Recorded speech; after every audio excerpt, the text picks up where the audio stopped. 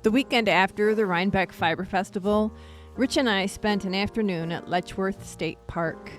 The park is about 1 hour south of us. This time of the year, the colors were absolutely spectacular. I hope you enjoyed this video. My hope was to offer you a few moments of peace and tranquility.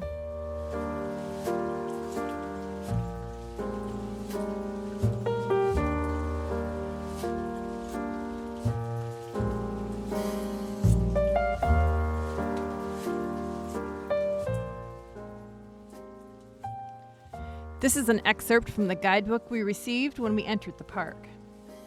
Welcome to Letchworth State Park. Known as the Grand Canyon of the East, the park comprises 14,350 acres, approximately 1.5 miles wide and 17 miles long, of scenic magnificence along the mighty Genesee River.